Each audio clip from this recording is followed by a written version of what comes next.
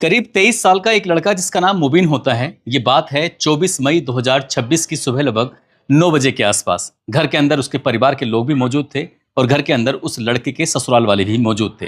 इसी बीच में वो इतना गुस्से में आता है। गुस्से में आने के बाद अपने बाप के पास पहुंचता है।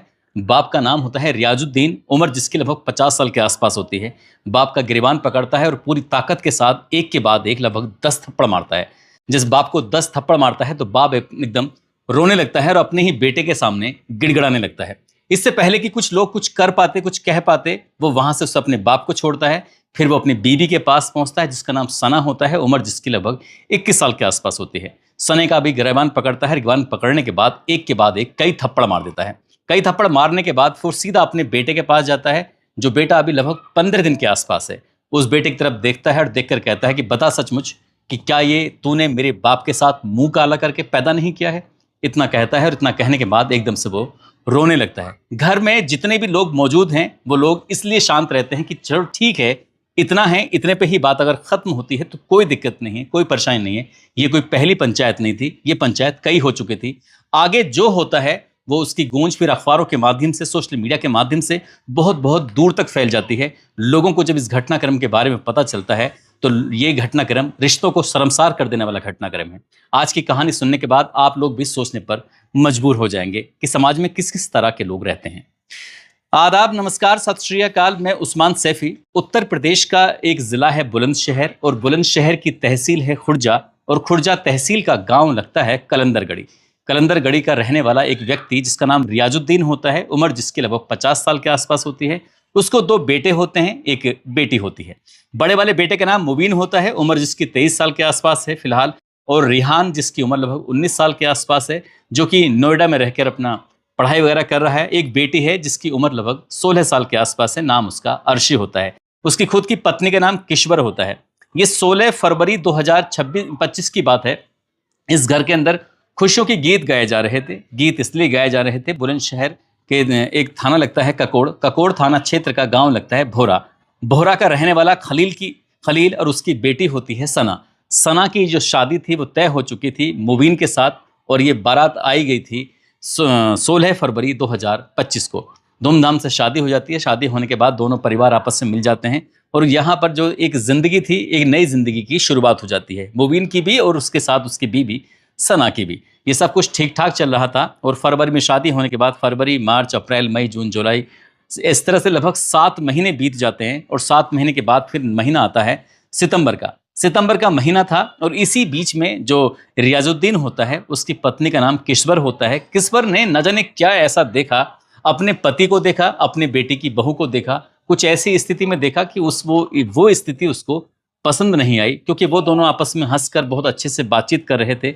यहाँ कहीं ना कहीं जो किश्वर का दिमाग था वो शक का घेरा उसके दिमाग में घर कर जाता है। इसी बीच में वो अपने पति को रोकती है, टोकती है और कहती है कि जो तुम बहू के साथ कर रहे हो वो बिल्कुल भी अच्छा नहीं है, सही नहीं है। जब किश्वर ने ये बात देखी थी तब उसने अपने बेटे मुबीन से कहा कि बेटा मुबीन, जो तुम्हारी पत्नी है वो तुम्हारे पिता के साथ कुछ ना कुछ उसके साथ गलत चल रहा है, इसलिए अभी से ही इसको रोक लो। अगर नहीं रोका तो ये ऐसा ना हो कि बात कहीं लंबी ना हो जाए। जैसे ही माँ ने अपने बेटे से ये बात कही, बेटे को इस कदर गुस्सा आ जाता है कि वो अपनी पत्नी सना को सीधा लेके पहुंच जाता है उसके मायके और मायके में जाकर छोड़ देता है।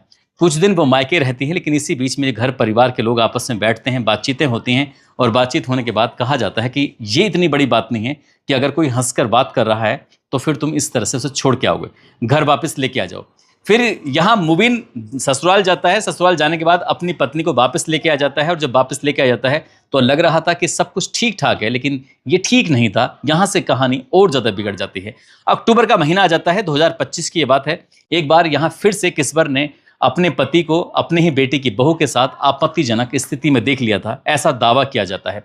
जब आपत्तिजनक स्थिति में देख लिया तो उसके बाद फिर से यहाँ इस घर में फसाद होने लगता है, झगड़ा होने लगता है, कहासुनी होने लगती है और ये बहुत ज़ोर ज़ोर से चीख चीख के कहती है किश्वर अपने पति से कि अगर तुम्हें इस सना के साथ ही रहना है, अपनी बेटे की बहू के साथ रहना है तो मुझे तलाक दो, इसके साथ रहो, लेकिन एक बात देख लेना, इस घर के अंदर तुम फिर कदम नहीं रखोगे, जहाँ चाहो वहाँ रह सकते हो। यही बात मुबीन ने भी अपने बाप से कही थी कि अगर तुम्हें सना के साथ रहना है तो रहो, कोई दिक्कत नहीं है, हमें कोई एतराज़ नहीं है, लेकिन तुम्हें इस घर से बाहर निकलना है। बाप ने सिर्फ एक ही बात कह के पूरे परिवार को शांत कर दिया, चुप कर दिया कि ये घर मैंने अपनी मेहनत से बनाया है, मैंने दिन रात मेहनत की है तब ये घर बनाया है। अगर मैं रहूंगा इस घर में, बाकी कोई नहीं रहेगा, और अगर आपको रहना है तो रहो, नहीं रहना है तो मत रहो। अगर तुम्हें लगता है कि मैं कुछ गलत कर रहा हूं तो यहां से जा सकते हो। दोनों बेटों को भी जाना पड़ेगा, बेटी को भी जाना पड़ेगा, और अपने खुद को भी तुम्हें यहां से निकलना ही पड़ेगा। इस तरह की बात जब रियाजुद्दीन कह देता है तो रियाजुद्दीन की बात ये फिर घर वालों को परेशान करने लगती है, और इसी बीच में घर में माहौल कुछ तनावपूर्ण हो जाता है, और इसी बीच में एक पंचायत आयोजित कर दी जाती है। पंचायत के लिए मुबीन ने अपने ससुराल वालों से कहा, ससुराल वाले तुरंत वहां पहुंच जाते हैं कलंदर गढ़ी में, और कलंदर की गढ़ी में आने के बाद फिर एक पंचायत आयोजित होती है, और यहाँ पर खूब ज़्यादा कहासुनी होती है। कहासुनी कुछ इस कदर होने लगती है कि यहाँ पर ये अपने बाप को बहुत ज़्यादा बुरा भला कहता है, लेकिन पंचायत में कुछ जिम्मेदार लोग मौजूद थे। उन्होंने साफ साफ बोल दिया कि कोई भी किसी से बेअदबी से बातचीत नहीं करेगा, और ये पंचायत फैसला लेती है कि बाप और बेटे का अब आपस में कोई संबंध नहीं है, कोई रिलेशन नहीं है। बाप और बेटे पूरी तरह से अलग रहेंगे, यानी कि एक दूसरे के किसी भी मामले में कोई हस्तक्षेप नहीं करेगा। अब ये फैसला जब हो जाता है कि बहू और बेटा अलग रहेंगे और उसका बाप और उसकी माँ बिल्कुल अलग रहेंगे, इस तरह का फैसला हो जाता है, और वक्त की कहानी आगे बढ़ जाती है। लेकिन कोई नहीं जानता था कि ये मौका मिलते ही रियाजुद्दीन ने अपने ही बेटी की बहू के लिए अच्छे अच्छे कपड़े खरीदे, कुछ ज़रूरत की चीज़ें सामान खरीदे, और सामान खरीदने के बाद वो अपने बेटे की बहू को दे देता है। ये बात फिर से किस्वर को पता चल जाती है, और जैसे किस्वर को पता चलती है तो उसने फिर से विरोध किया कि जब तुम्हें उससे दूर रहने के लिए हिदायत दी गई है, उसके बाद भी तुम उसके पास रहते हो। उसने कहा कि जैसे मेरी बेटी है वैसे ही बहू है, तुम्हें अगर ऐसा लगता है मैंने कि कुछ गलत कर दिया है तो फिर कोई बात नहीं है, मैं इससे कोई मतलब नहीं रखूंगा। फिर भी यह मामला कुछ शांत पड़ जाता है। नवंबर में शादी समारोह में वो शामिल होती है सना, और जब शामिल होती है जो कपड़े वो पहने हुए थे वो कपड़े फिर जो उसका बेटा मुबीन देखता है तो वो पूछता है कि ये कपड़े कहाँ से आए, तो उसने कहा मुझे ये कपड़े पापा जी ने दिए हैं। यहाँ भी थोड़ा गुस्सा वगैरह होता है, लेकिन कहानी और आगे बढ़ जाती है।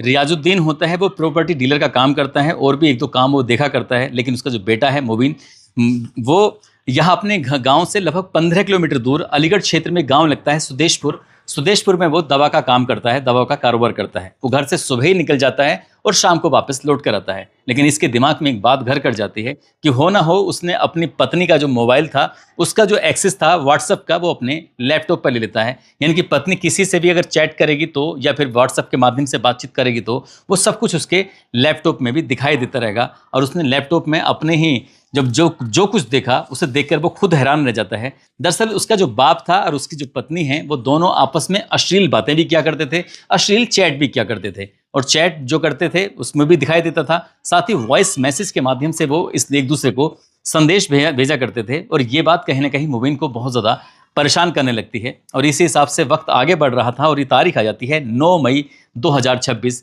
ये प्रेग्नेंट हो चुकी थी और उसको प्रसव पीड़ा की जब दिक्कत आती है तब उसे ग्रेटर नोएडा के जिन्स हॉस्पिटल में जाकर एडमिट कराया जाता है। और अगले ही दिन यानी कि 10 मई को उसको एक बेटे को जन्म देती है। जैसे वो बेटे को सना जन्म दे देती है, इसके बाद वो बेटा देखा जाता है और बेटे को देखते ही उसे बड़ा अजीब लग रहा था, गुस्सा भी आ रहा था, क्योंकि उसके बाप के उसकी पत्नी के साथ सितंबर 2025 से ये प्रेम संबंध बन गए थे या अवैध संबंध बन गए थे, या दोनों एक दूसरे के साथ ये रिलेशन में आ चुके थे। और ये जो महीना आ गया था ये मई का महीना था। ये इस हिसाब से अगर गिनती की जाए तो लगभग 9 महीने के आसपास की गिनती हो जाती है। और किसी भी माँ को एक बच्चा पैदा करने के लिए लगभग 9 महीने का समय चाहिए। वो अपने बेटे को देखता है और बेटे को देखने के बाद वो अपनी पत्नी के पास पहुंचता है और पत्नी से जाकर कहता है कि सही सही बताना कि क्या तूने जो मेरे बाप से मुंह काला किया है ना, उसी से बच्चा पैदा हुआ है। इसी बात को देखते हुए मियाँ और बीबी के अंदर किसी न किसी बात पर लेकर इस झगड़ा ही होता रहता था, कहासुनी होती रहती थी। जब हॉस्पिटल से डिस्चार्ज होकर घर जाते हैं तो मोहल्ले वालों को दिखाने के लड्डू जरूर बांटे गए थे, लेकिन मुबीन के मन में अपनी ही पत्नी के प्रति, अपने ही पिता के प्रति गुस्सा पनप रहा था, वो भी बहुत ज़्यादा बेइंतहा। और तारीख आ जाती है 24 मई 2026 की सुबह की बात ही ऐसा दावा किया जा रहा है सोशल मीडिया के माध्यम से, या और लोग आपस में कह रहे हैं कि बेटे ने अपने बाप को अपनी पत्नी के साथ आपत्तिजनक स्थिति में देख लिया था। हालांकि ये बात अभी क्लियर नहीं हुई है, लेकिन ऐसा ही दावा किया जा रहा है। और जैसे वो देखता है तो इतना गुस्से में आ जाता है कि उसने 24 मई 2026 की सुबह वो अपने ससुराल में फ़ोन करता है। फ़ोन करने के बाद उनको बुलवाता है और जैसे वो लोग आते हैं तो घर में एक पंचायत आयोजित की जाती है। और जैसे ही पंचायत आयोजित होती है तो इसके बाद फिर मोबिन को इतना गुस्सा आता है, अपने बाप को लगातार पीटता है। वहाँ से पीटने के बाद फिर वो अपनी पत्नी को पीटता है, और पत्नी को पीटने के बाद वो उस बच्चे को दिखाता है और दिखाते हुए कहता है कि तुम दोनों ने मुकाला किया था ना, उसी से ये पैदा हुआ है। अब यहाँ पर लोग इसलिए शांत रहते हैं क्योंकि कई बार पंचायत हो चुकी है, लड़के को गुस्सा आ रहा है, उसने कुछ सबूत भी दिखाए हैं, कुछ चैट दिखाई थी, कुछ वॉइस मैसेज भी दिखाए थे, ऐसा दावा किया जा रहा था। इसलिए लोग शांत रहते हैं और अब सब अपने अपने घर को चले जाते हैं इन दोनों को शांत करने के बाद। लेकिन यहाँ पर जो रियाजुद्दीन होता है, रियाजुद्दीन समाज में भी अपना अच्छा की रसूख रखता है और पंचायत वगैरह का हिस्सा भी बनता था। इसलिए उसको लगने लगा कि मेरे बेटे ने आज भरी पंचायत में बहुत ज़्यादा बेइज्जती की है। वो बहुत गुस्से में था, कुछ समय पहले रो भी रहा था, तभी वो अपने घर में ही कह रहा था कि मैं तुम्हें जान से मार दूंगा। यानी कि रियाजुद्दीन ने गुस्से में अपने ही बेटे को जान से मारने की बात कही थी। वो हर दिन अपने ही पास में एक पिस्टल लगाकर घूमता था। इसी बीच में मौका पाता है, उसका जो बेटा होता है मोबिन, वो तुरंत ही उस पिस्टल को कहीं से जहाँ भी रखी हुई थी वहाँ से निकालता है। निकालने के बाद अपने बाप के सीने में एक गोली मार देता है और एक ही गोली से उसका बाप मौके पर ही ढेर हो जाता है। इसी बीच में वो सीधा अपनी पत्नी के पास जाता है और पत्नी के सर में गोली मार देता है। जैसे पत्नी को गोली लगती है, पत्नी गंभीर रूप से घायल हो जाती है। इसी बीच में वो अपने ससुराल भी फ़ोन करता है, भोरा, और ससुराल फ़ोन करने के बाद इसके बाद फिर 112 नंबर पर पुलिस को फ़ोन करता है। पुलिस को कॉल करके कहता है कि मैंने अपने बाप को भी मार दिया है और मैंने अपनी बीवी के सर में गोली मार दी है, वो भी गंभीर रूप से घायल है, जो कि तड़प रही है। पुलिस को जैसे ही सूचना मिलती है तो आसपास के थाने की, चाहे वो खुर्जा देहात हो, चाहे वो खुर्जा नगर की पुलिस हो, अरनिया की पुलिस हो या बुलंदशहर की पुलिस हो, बुलंदशहर के एसएसपी सर्विलांस टीम की मदद से वहाँ मौके पर पहुँच जाते हैं। फॉरेंसिक टीम मौके पर पहुँच जाती है और इस मामले की जाँच पड़ताल करना शुरू कर देती है। एक बेटे ने अपने ही बाप को और अपनी ही पत्नी की जिस तरह से हत्या की थी, फिर ये खबर सोशल मीडिया के माध्यम से लोगों को पता चलती है तो लोगों को यकीन नहीं हो रहा था कि एक बाप का अपने ही बेटे की बहू के साथ अवैध संबंध कैसे हो सकता है। पुलिस ने इन्हें गिरफ्तार किया और गिरफ्तार करने के बाद जेल भेज दिया। सना के जो पापा हैं, जिनका नाम खलील है, खलील ने मुकदमा अपराध संख्या 505/2026 की DNS की धारा 103/1 के तहत मुकदमा दर्ज कराया और उसमें भी एक बात कही है कि जो मैं कई बार बोल चुका हूँ, यह बच्चा मेरे बाप के साथ तूने मुंह काला करके पैदा किया है, ये उस तहरीर के अंदर भी मेंशन कर दिया गया है। दोस्तों, इस पूरे घटनाक्रम को सुनाने का उद्देश्य किसी को परेशान करना नहीं है, किसी का दिल दुखाना नहीं है, बल्कि आपको जागरूक करना है, आपको सचेत करना है और आपको ये भी बताना है इतना बड़ा कांड हो जाता है, इतनी बड़ी वारदात हो जाती है, लेकिन रियाजुद्दीन का जो छोटा बेटा होता है, जो नोएडा में रहकर पढ़ाई कर रहा है, वो अपने बाप के सुपुर्द खाक में शामिल नहीं होता। इस बात से भी कहीं ना कहीं जाहिर होता है कि बाप का जरूर कुछ ना कुछ इस तरह से गलत बात रही होंगी, जो बेटे को इस कदर गुस्सा आया कि वो अपने बाप के सुपुर्दे खाक में भी शामिल नहीं हो पाया। दोस्तों, जाते जाते ये दिल्ली के रहने वाले हैं प्रकाश कुमार यादव, उनकी पत्नी है रिंकू देवी। आज इनकी शादी की सालगिरह है। इनकी शादी की सालगिरह की बहुत बहुत शुभकामनाएं, बहुत बहुत मुबारकबाद। और कुछ लोगों ने नाम लेने की अपील की है, जिसमें मधु कुमारी हैं, विक्रम रावत हैं, अनीता सिंह, रुचि भटनागर, सतविंदर सिंह, निर्मला देवी, हर्ष कुमार, दिनेश शर्मा, आदित्य कुमार, अल्ताफ शेख, रवि यादव, हर्षिता यादव, नवीन कुमार, प्रीति साहू, मनीष गौर, महावीर सिंह, धीरज चौधरी, शशिकांत कुमार, रंजीत सिंह, नीतू सिंह। आप सब लोग अपना ख्याल रखें, सुरक्षित रहें। जय हिंद, जय भारत।